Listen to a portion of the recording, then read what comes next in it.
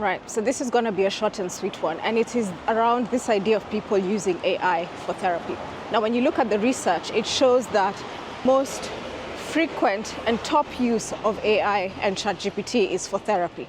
Now, I understand why people do this. It's a 24/7 tool that you can access at any time, and you can share all of your concerns, all of the questions you have. It can help you navigate these difficult conversations. Of course, the context for this is we're living at a time where people in society are increasingly becoming very lonely. Here's the difference between AI and a good therapist. I'm jumping in from the future while editing this to say, of course, when it comes to ChatGPT versus paying for an actual therapist, the elephant in the room is cost. So I'm going to cover this right at the end of this video.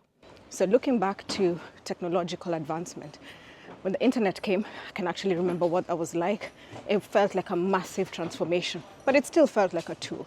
The same is the case for social media. When Twitter, Facebook, all of these platforms came up, felt like a really great way of bringing community together, but it still felt like a tool.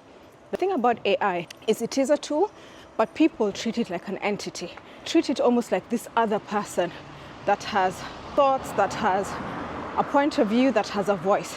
But here's the key difference. The thing about AI is you're training it and it is working hard to tell you exactly what you want to hear. Now, when you're feeling down, when you're feeling low and you're telling ChatGPT all of those things, I can see how that would feel good. But the thing is, a good therapist will not always tell you what you want to hear.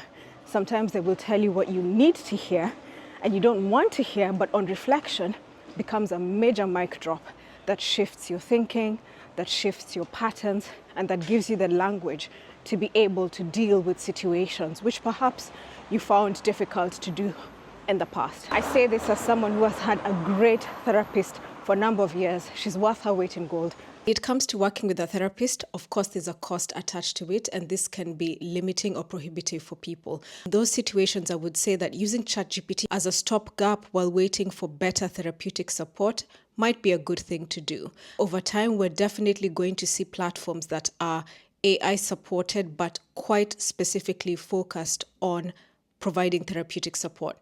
If those platforms are trained by the work of licensed therapists, are backed by scientific methods, have a payment system in which actual real-life therapists get paid because of the work that they do supporting that platform, and if the net result of that is to reduce the overall cost of access to therapy, then that might be something that I would support in the future. So I'm curious to hear, do you use ChatGPT as a therapeutic companion, or do you have a real-life therapist? Let me know in the comments below, and we can go from there.